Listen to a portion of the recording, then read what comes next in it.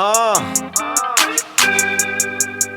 Big ball, fat, making my end. Fucking big killer, hot. What's going on, YouTube? Man, you guys already know who it is, man. It's your boy, Sports God TV, where we talk sports like religion. Man, if you haven't already, make sure you hit that like and subscribe button, man. Click that notification bell so you can get notified when I upload. Share the content, jump in the comments. Let's get it cracking. Recap of week number 11, man. We went 4-1, almost got the full sweep for week number 11. Also, man, I want to send a special happy Thanksgiving to each and every one of you out there in the world, especially my subscribers. You guys are the best. I appreciate you for rocking with me, Sports God TV, where we talk sports like religion. And I got some special picks, obviously, for Thanksgiving. But let me get straight to in week 11, man, how I went 4-1, right? So the Baltimore Ravens were favored by 3 versus the Cincinnati Bengals. I told you guys, Baltimore is one of the toughest teams, if not one of the best teams in the National Football League, especially when they're at home. And they did take care of business at home versus the Cincinnati Bengals, 34-20. They covered that 3-point spread. Next was the Giants versus my Washington Commanders. And I said it in the video, I said that no matter how bad the Giants teams are, they just seem to always have the Commanders, a.k.a. the Washington football team, a.k.a. or BKA, better known as the Washington Redskins. They always have our number.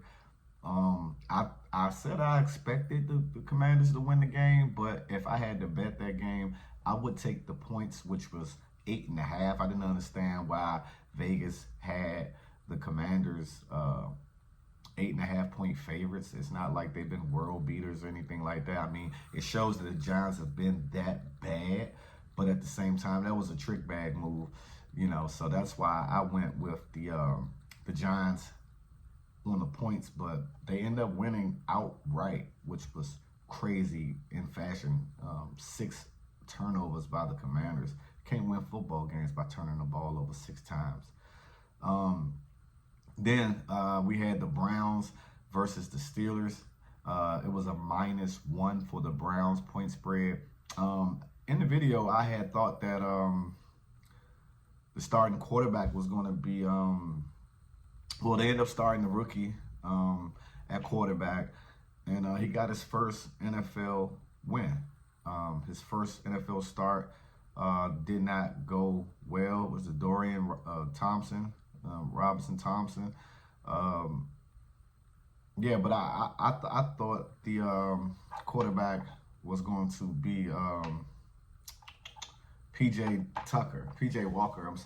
Walker, but they scratched PJ Walker being the starter, gave the rookie a shot, almost blew the game, but somehow, some way, at home in the dog pound, Cleveland covered that 1.5-point spread and got the victory. Kudos and shout out to the Cleveland Browns. 49ers versus the Bucks. I knew it was going to be a close game. The spread was 11.5. I was telling you guys, I would just play it safe and play the money line. San Francisco took care of business 27-14 at home versus the Bucks. And then you had the game of the week between the Chiefs and the Eagles. I took the Chiefs. I took the 2.5. With the Chiefs thinking that it can take care of the Eagles at home. Too many drop passes, man. It's going around like clockwork in the NFL. I don't know if it's a plot. I mean, you got some supposed to be professional wide receivers, even one of the greatest tight ends of all time, dropping passes. I understand drops come with the game, with the territory, but I mean, when you wide open, going across the middle or wide open, just you and the crowd and the ball and the lights in the end zone, and you dropping passes, I just don't get it, man. just something real fishy about all of that, man. But anyhow, the Philadelphia Eagles continue their dominance. They are now 9-1, the best team in the National Football League. Now, Thanksgiving.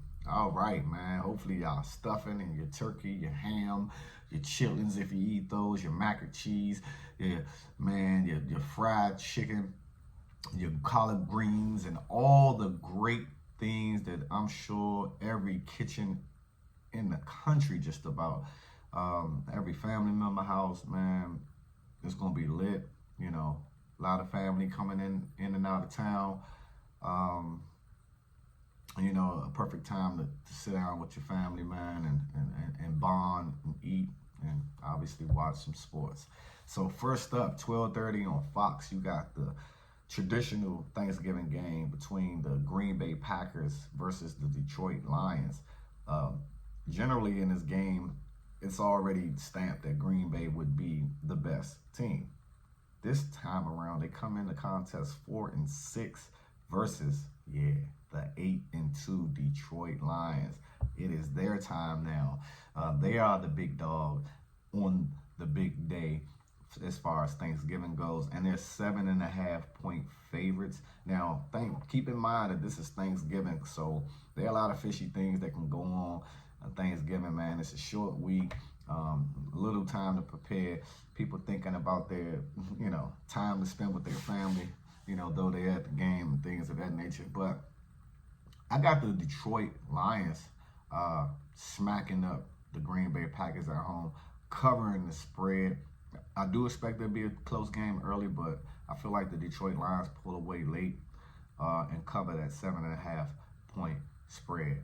Then you got the CBS game, 4:30. One of the most classic rivals of all time when it comes to the National Football League. You got the Washington Commanders versus the Dallas Cowboys. Now, this is the Commanders coming into the game 4-7. Dallas is 7-3, and they are 12.5-point favorites. Obviously, the world believes that Dallas is going to smack up the Commanders. I don't feel so sure about that. I think this is the perfect spot for the Washington Commanders to play one of their best games of the season. This is the first meeting between the NFC East rivals. Don't get me wrong. I think Dallas wins the football game, firing on all cylinders. But I also think the Commanders bounce back. Sam Howell had a horrible game, and generally after a bad outing, he comes back and bounces back with a really good performance. I think that performance happens tomorrow. And also, I would take the Commanders 12.5 points. I think Dallas wins the game by 10 points. Maybe, 10 points, maybe even 13 and get a push. But for some reason, I just do not feel like Dallas smacks up the Washington Commanders like the whole world thinks that they will. Mind you, I believe Dallas will win the game. Next up, the first 8:20 game. That's the NBC game between the San Francisco 49ers and the Seattle Seahawks. 49ers are 7-3, and the Seahawks are 6-4. San Francisco is favored by 7. This game is very important for their division. Obviously, San Francisco is one game up on Seattle. I expect it to be a really, really entertaining game. San Francisco obviously has turned things back up, but Seattle is always a tough place to play, and that is a rival within itself. You got the Richard Sherman, calling Crabtree trash. Colin Kaepernick doing this thing on the other end back in the day. And I mean, leading up to today, give me Seattle Seahawks, man, plus the 7 at home. I think they keep the game close, and they could even win it outright. But I think they cover that 7-point spread at the house. Then we got a Black Friday game, the first ever Black Friday football game. We've never seen a football game NFL-wise on a Friday. This was on Prime Video, and it's between the Miami Dolphins versus the New York Jets. The Jets have benched Zach Wilson, as they should. But they starting journeyman quarterback Tim Boyle, right? The Dolphins are 7-3 coming into this contest, while the Jets are 4-6. The only thing the Jets got going for them is a solid defense. The defense can't do no more than what they have been doing. The quarterback is obviously giving them no help. Aaron Rodgers don't go down. Ain't no telling what this football team would be. The Dolphins are 9.5-point favorites. This is a divisional game. The Dolphins were a big spread favorite last week, but did not cover the spread. And I think they don't cover the spread this game either. I think the game would be close than what everybody thinks because of that solid defense that the Jets have. Don't know what Tim Boyle can do and produce within that offense, but give me the Dolphins winning the game. I wouldn't lay the points, even though the Dolphins are a high-flying offense. But just give me them on the money line to take care of business. And then just moving on to Sunday real quick, two games I want to mention. You got the Jacksonville Jaguars versus the surprising Houston Texans. Jacksonville is 7-3 and Houston is 6-4. Houston will be at the house, and the Jaguars are 2-point favorites. This is another divisional game. Obviously, you got the stud C.J. Stroud, man, rookie of the year, clearly in my book. And believe it or not, if Houston keeps winning, it's already been talks of him being an MVP type of candidate. Give me the Houston Texans, man. Why not, man? D'Amico Ryans got that defense playing lights out. They're creating turnovers. Then you got the rookie. He's very poised. He had 3 picks, but he still bounced back. He doesn't even have 6 picks on the year. Give me the Houston Texans plus the 2 points against the Jacksonville Jaguars. And then last but not least, you got the Buffalo Bills 6-5 going to Philadelphia. Brotherly love against the 9-1 Philadelphia Eagles. They are 3.5-point favorites. This would be a game of the year type of feel if the Bills' record were where it needed to be. 6-5 is not where everyone expected them to be. The Eagles have shown that they are just pretty much just cranking it up.